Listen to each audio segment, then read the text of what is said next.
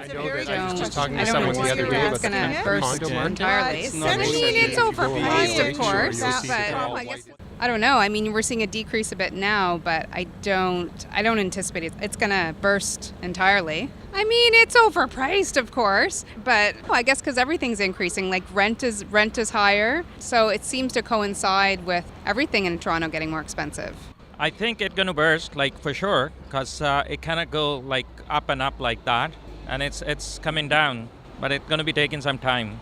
There is going to be some of the adjustments over here, like if you make the prices so high over here, so nobody going to be coming down over here to live or do something over here. So it's going to be like a backlash on the community as well.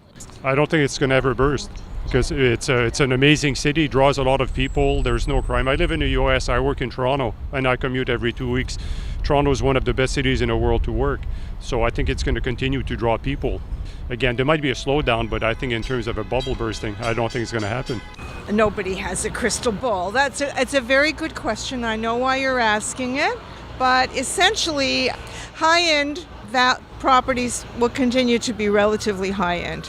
It's the things in the middle that might be a little more affordable, and that would be a good thing for a while. That's a hard question to answer because so much of it's related to media and how they drum up business from their point of view. So I mean, is that really a housing bubble? I don't really know. Well, it may be normal for Toronto because Toronto has a policy an immigration policy for the Greater Toronto Area to bring in roughly 100,000 people a year till the year 2030 is my understanding. So we have quite a ways to go. And a lot of the housing and development you see in downtown Toronto is related to families coming in, buying condos, small condo units, and they become the incubators for future growth that these people will encourage when they're looking for an actual house. Based on what I read and based on what I see where I live, and it seems that the bubble has started to burst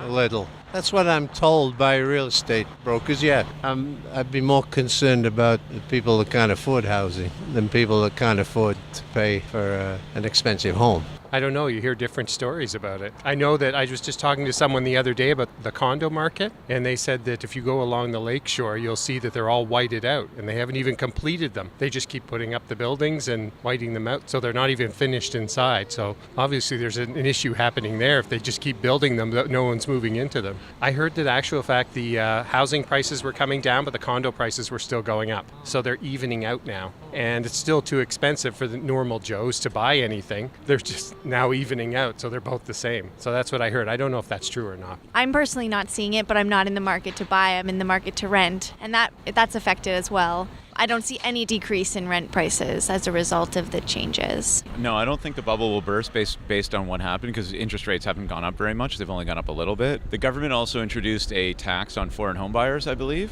And so that created two things, a decrease in consumption by foreign home buyers. So that caused the market to level off or fall. And then it also caused people to be fearful of that the market could fall. So those people who left the market will probably come back and will support the market again because they see that the market hasn't crashed. Long term though, I think if the reason you will see a bubble crash in the market is if you have a very significant change in interest rates, and you're not getting that right now. So I don't think it's going to crash anytime soon. Yes, I think that this bubble will dissipate. I think the prices will increase again. It's not going to be able to withstand the measures the government are putting in. I think it's all short term, that the public will come back and there will be another shortage all over again. The parents of these young people that are coming up, the millennials and so on, they're the ones like myself who are helping our children to buy these homes. And we're not going to stop. We have to help the children. I know that I was just talking to someone the other day about the condo market. Entirely. I mean, it's overpriced, of course, but I guess